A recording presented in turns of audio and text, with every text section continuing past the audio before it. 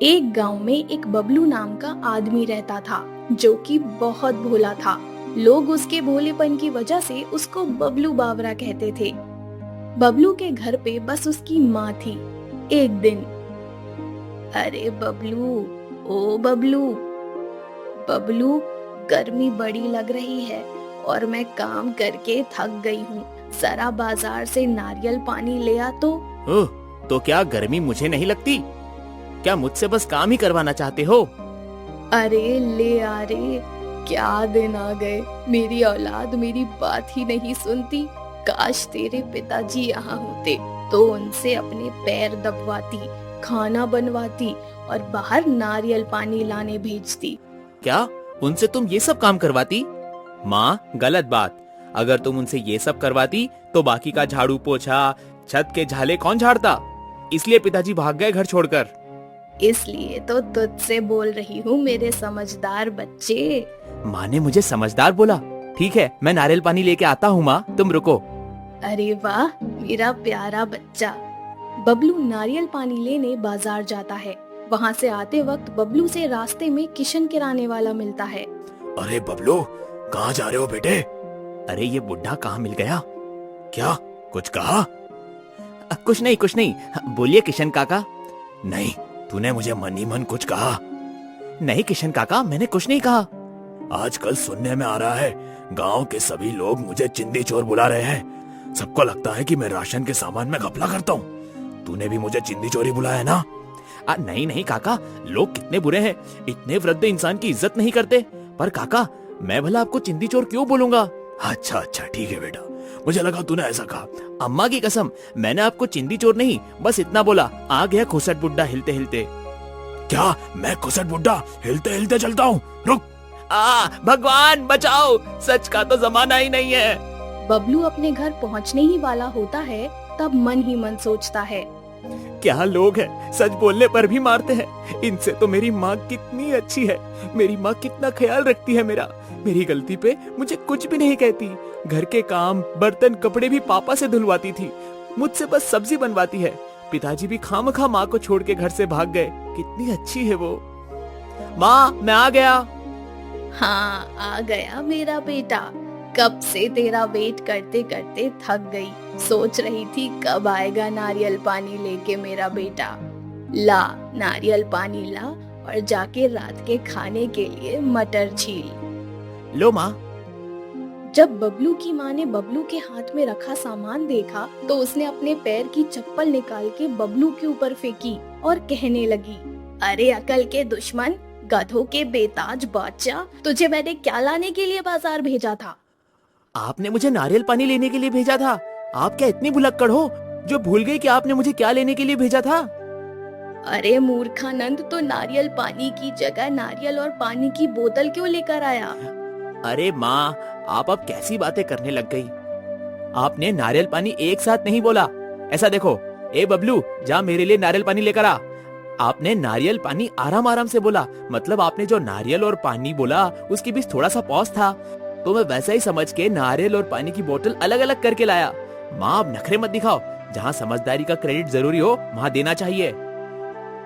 इधर आ, तुझे क्रेडिट देती हूँ खच्चर। ऐसे ही दिन बीतते गए और बबलू अपनी मूर्खता का जलवा रोज रोज बिखेरता रहा। एक दिन बबलू अपने दोस्त राजा से मिलता है। राजा उससे कहता है, ए बाबरे बबलू, चल एक गेम खेलते हैं। कैसा गेम? राजा बबलू के सामने 2 मुट्ठी बढ़ाता है और उससे पूछता है कि इन 2 मुट्ठियों में से कौन सी मुट्ठी में मोती छिपा है। बबलू को सही हाथ की मुट्ठी गैस करनी है। अगर बबलू ने ऐसा नहीं करा तो उसे राजा के लिए एक शराब की बोतल लानी होगी, और अगर बबलू ने सही गैस कर लिया तो राजा उसके लिए जैसा वो चाहेगा वो करेगा। बता बता बबलू। बाय हाथ। नहीं, ये देख खाली है। अब जा मेरे लिए शराब की बोतल लेकर आ, जल्दी। तभी एक आदमी उन दोनों के बीच में आता है जो ये तमाशा काफी लंबे वक्त से देख रहा था। अरे भाई, काहे मूर्ख बना रहे हो इस लड़के को? तनिक अपनी दूसरी मुट्ठी खोल के बताओ। अरे भाई, तुमको क्या लेना देना, हमारे मामले में बीच में मत आओ। अरे खोल मुट्ठी। वो आदमी राजा के हाथ की मुट्ठी खुलवाता है और पता चलता है कि उसकी दूसरी मुट्ठी में भी कुछ नहीं है। देखा देखा तुमने बबलू, यह आदमी कैसे तुम्हें मूर्ख बना रहा था। ए भाई कुछ भी ना बोलो। अच्छा बबलू तुम बताओ, क्या मैंने ये कहा कि मेरे दोनों हाथ की किसी एक मुट्ठी में मोती है? नहीं ना, मैंने तो इतना कहा कि अगर तुम्हारी चुनी हुई मुट्ठी में मोती निकला तो मैं जो बबलू बोलेगा करूंगा। बबलू बताओ, मैंने तुमसे ये नहीं कहा? देखो ये आदमी कैसे हमें लड़वा रहा है। बात तो सही है। ए भाई तुम अपना काम करो, इसने सही तो कहा। अब मैं शर्त हार गया हूँ तो राजा जो बोलेगा उसे मानना पड़ेगा। मैं चुनौतियों से नहीं भागता। सही बोला है किसी महान इंसान ने, देश को चुनौतियों से नहीं चुनौतियों से लड़ना है। हाँ बबलू, जाओ जरा मेरे लिए चौराहे की कलाली से एक आरसी का खंबा लेकर आओ। ठीक है लाता हूँ। बेचारा बबलू राजा द्वारा मूर्ख बनके उसके लिए शराब लेने के लिए निकल जाता है। बबलू शराब लेके वापस घर की तरफ आ ही रहा होता है कि वहाँ उसे उस गांव का कुख्यात डाकू भीम सिंह दिख जाता है। बबलू उसे पहचानता नहीं, लेकिन भीम सिंह उसका रास्ता रोक के खड़ा हो जाता है। वो बबलू से कहता है कि ये लड़के, ये दारू की बोतल मुझे दे। ए क्यों दो तुम्हें मैं ये बोतल? ये मेरे दोस्त के लिए है, हटो सामने से। साले ज्यादा तेज चल रहा है क्या? अरे कहाँ तेज चल रहा हूँ? अंधा है क्या? खड़ा हुआ हूँ, दिखता नहीं है? और लोग मुझे बबलू बावरा कहते हैं। अबे अक्ल के शत्रु, चुपचाप दारू की बोतल दे। तुझे मेरा नाम पता है? तुझे खुद का नाम ही नहीं पता है तो तुझसे बड़ा बेवकूफ कौन होगा? मुझे क्या पता तेरा नाम क्या है? हाँ पर मैं तेरी मदद कर सकता हूँ, तुझे नया नाम दे सकता हूँ। तू अपना नाम तू अपना नाम गांव के सबसे खतरनाक गुंडे के ऊपर रख सकता है। उसका नाम है भीम सिंह। कमाल है, तुझे अपना नाम नहीं पता, भीम सिंह का पता है। गजब बीमारी हो तुम भी।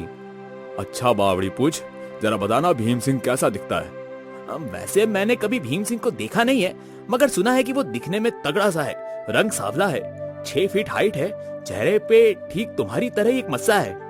ओह अच्छा, मेरी तरह है? जरा गौर से देख। मैं ही हूँ भीम सिंह, जिससे कांपता है पूरा गांव और गीली हो जाती है तुझ जैसों की पैंट। हाँ तो तुम हो भीम सिंह।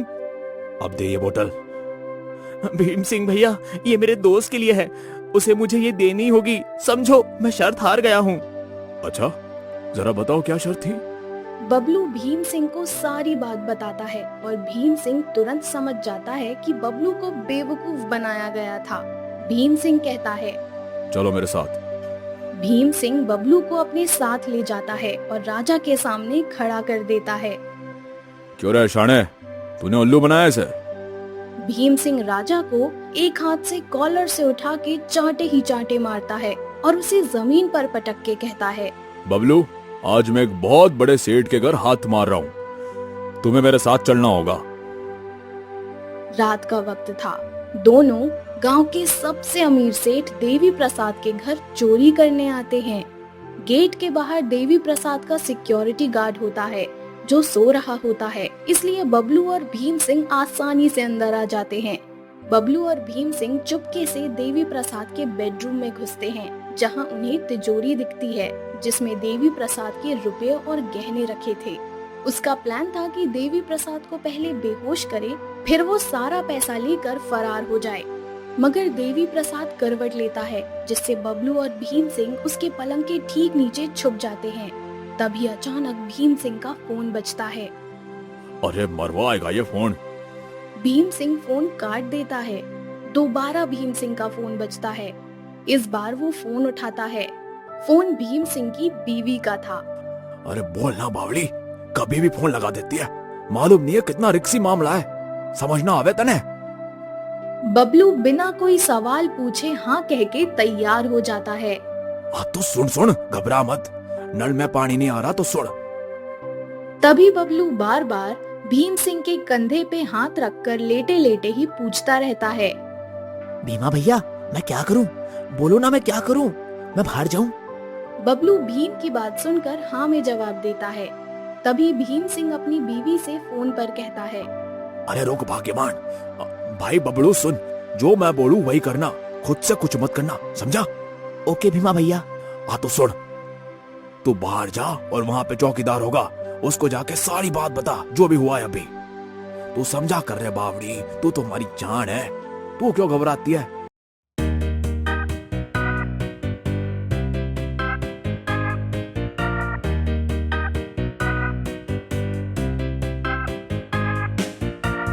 हाँ, दाल बाटी बना देना आज रात को, बड़ा हाथ मार के आ रहा हूँ। दाल बाटी तो तुझे अब ससुराल में मिलेगी। तभी पुलिस आती है और देवी प्रसाद उन्हें अपनी सारी बातें बताता है, जिसपे पुलिस वाले बबलू को शाबाशी देते हैं और उसे सरकार मेडल से सम्मानित करती है कि उसने most wanted criminal Bhim Singh को पुलिस के हवाले करवा दिया।